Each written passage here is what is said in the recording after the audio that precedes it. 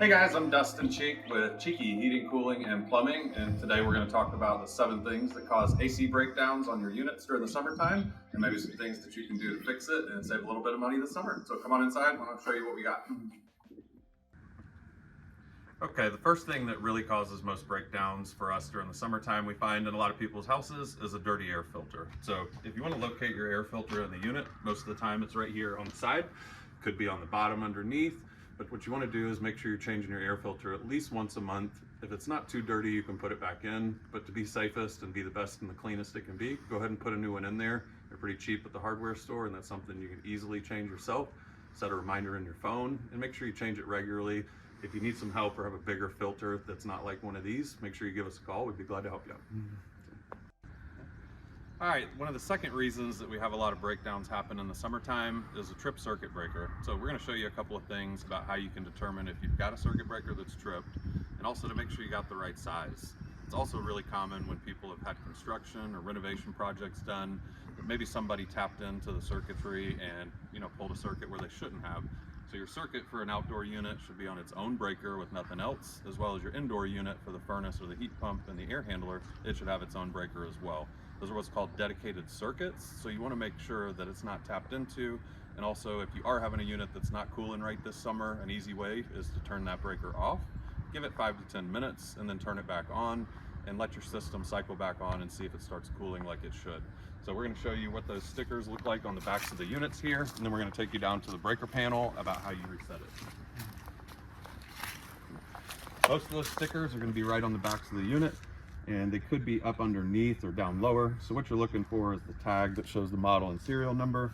And on each of these tags, you'll see that there's a spot for a minimum circuit breaker or maximum fuse or circuit breaker. And you really want to make sure that your breaker in the panel is something in between that and no larger than the maximum size. Okay, we're down here at the circuit panel. Basically what we're looking for is to make sure those circuit breakers are the right size for our unit. So you can see this one up here on the top is a 50 amp. It says 50 right here. That's good for the one unit.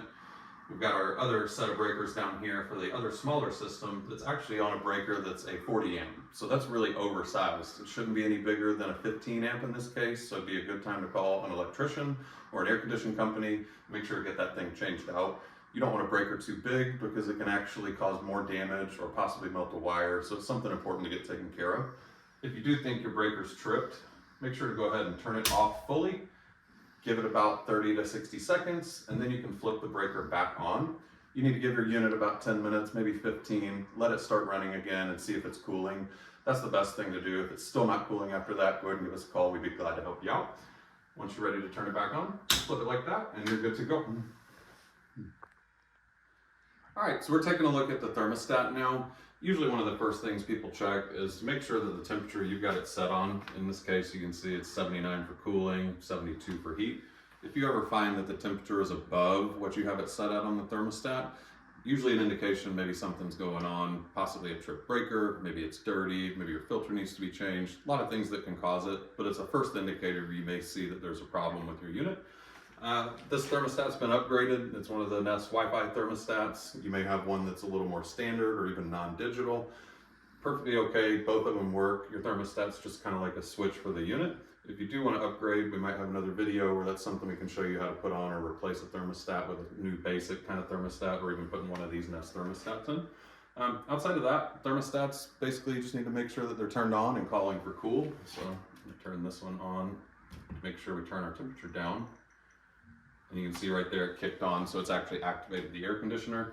You need to give it about 5 minutes. There's always a lot of delays in these newer thermostats, so make sure you give it time to start up and run. It may not happen immediately. Okay, so here we have a coil, and what you can see from behind the door once the door is removed. You can't see this unless you're a pro taking it apart, or if you did open it up. What a coil does basically is it gets dirty from all the dust that makes it past your filter, and what happens is it actually accumulates and builds. So we're actually going to show you here a dirty coil versus a clean coil, and you want to make sure that a coil is always clean. It might need to be done once every couple of years. What happens is it can actually get so dirty, like on the picture that's shown here, it blocks airflow, it raises your power bills, and it hurts the performance and longevity of your unit.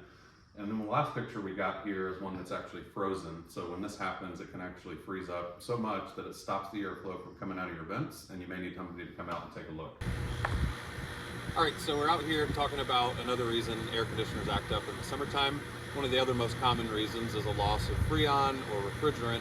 And the only way you can really check that to know what's in the system is by having somebody come out and put on a set of gauges. Putting freon in a system is not something you should do like gassing up a car. If you have lost freon in the past, or if it's going down low this year, it's really a case of something's actually leaking. We're going to go up to the attic and show you how we start the leak search inside and outside to determine where that refrigerant is gone and identify if we can fix it or it might even need to be replaced. So make sure you have somebody come out and check for the proper pressures and make sure your charge is right for the summertime. All right guys, hey, we're back up here in the attic on a unit looking at the condensate line. That's one of the other biggest reasons that we have service calls in the summertime is a clogged drain line. Most of the time you'll find a drain line runs outside to the outside of the house, but this is pulling all the moisture and the humidity out of your air inside and actually draining that condensate down to the outdoors and the outside where it can get rid of it safely. If you don't have some of these things, you really want to make sure you have them. This is a water protection system, has a little sponge on it. In case anything ever backs up, you've got an emergency pan to shut your system off along with that water protection. Sometimes they got float switches.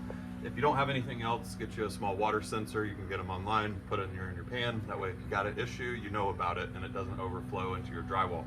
Another tip you can do yourself, you can either get some Bio 1 or a little bit of bleach and water, and make sure you pour it in one of these traps to help keep things flushed and clean and working during the summer. All right, one of the other most important things to do every season, either before you turn on the air conditioner or at some point early in the season, make sure to clean the condenser coils. These things get clogged up with a lot of grass clippings, dirt, and dust. Basically what's happening is the air is getting pulled through the coil and out through the top, so it's trying to get rid of the heat from your home. So one of the ways we do it is we use coil cleaning guns. It really foams and pushes the dirt out of the coil. You can also remove the lid if it's not been cleaned in a long time, but always be sure to make sure the disconnect is pulled or the unit shut off at the breaker. You definitely don't want the unit to come on while you're cleaning it.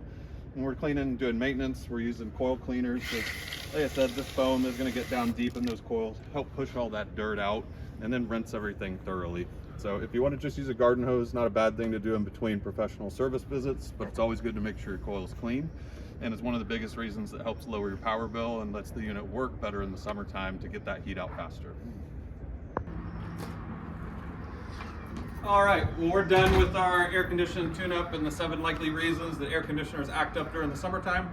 We hope you learned some stuff today, and by all means, if you need something, feel free to give us a call this summer if your air conditioning's not working right. Thanks again.